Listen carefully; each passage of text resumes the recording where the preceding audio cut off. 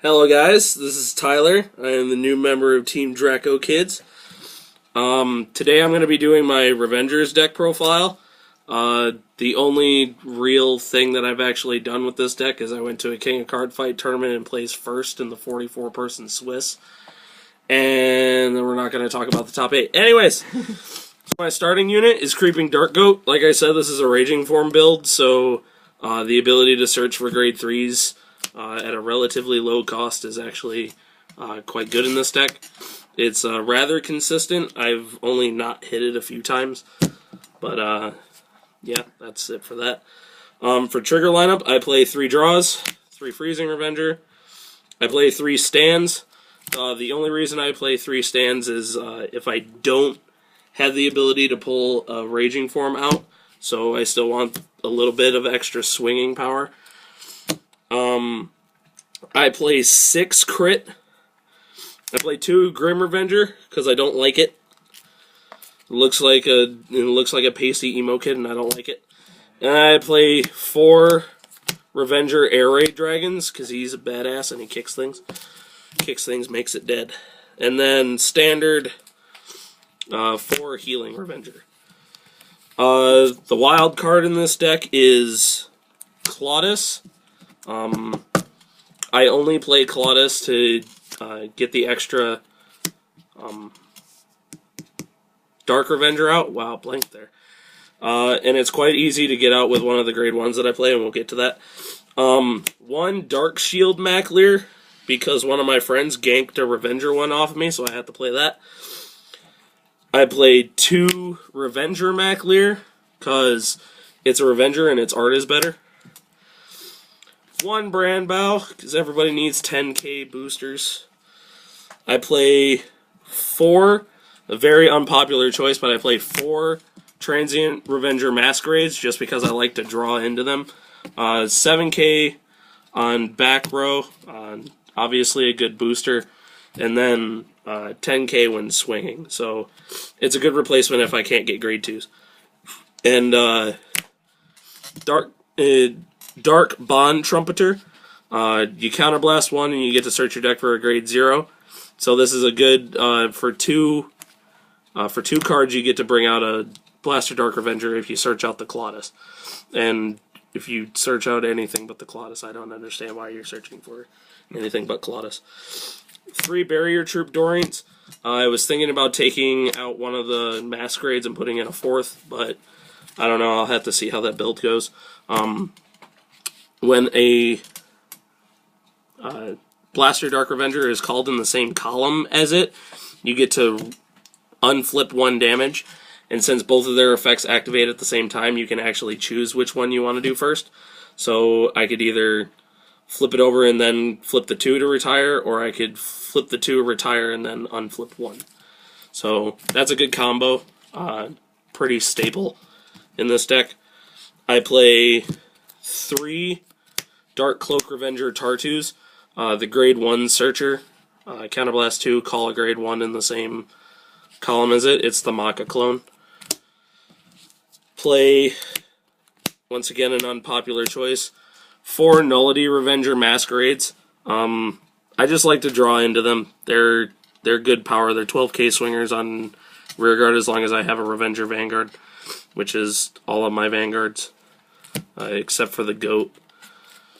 And then I have 4 Blaster Dark Revenger. I kid you not, when this trial deck was announced, I pre-ordered 4 of them. And I built this deck in like a day. Standard, as long as I have a Revenger Vanguard. Counterblast 2, retire a unit in the front row. So, it's bad in the sense that it has to be front row, but it's good in the sense that I can use it on rearguard, unlike original Blaster Dark. Pretty standard. 4 Break Ride. The Illusionary Revenger Mordrid Phantom. To me, one of the best Break Rides in the set. It's Counterblast 1, Vanguard gets plus 10,000, and then you get to search your deck for a grade 2 or lower, and then it gets plus 5,000. Is it a deck? You said set. Is it a deck? Full set of. Thank you, my teammate just corrected me. Yes, it is the trial deck card. But on top of that, it has no effect. That basically I get the +2 to make it a 13k swinger as long as I'm attacking a Vanguard. So that's pretty good, especially since a lot of break rights have a lot of stipulations to do them. I believe this and Ganslot are the only ones that don't. And the Link Joker one. And the Link Joker one? Mm-hmm. So the 3 main decks in the format. Essentially. And then, obviously, I play 4 Raging Form Dragons. This one's special to me. This one's my SP. You're welcome. That was... It was passed around quite a bit in one day. Like my mother. I'm sorry.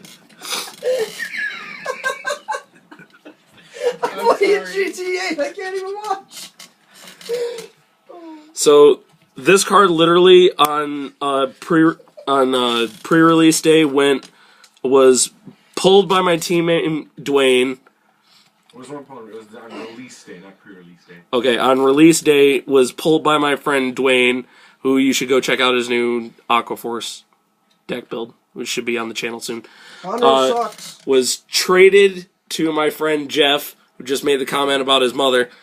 Terrible person. Terrible. And then I have a stipulation trade to get the card to keep this card, and God, I want to keep this card. Anyways, his effect is after I swing, I can retire 3 to ride a copy of himself from the hand over top.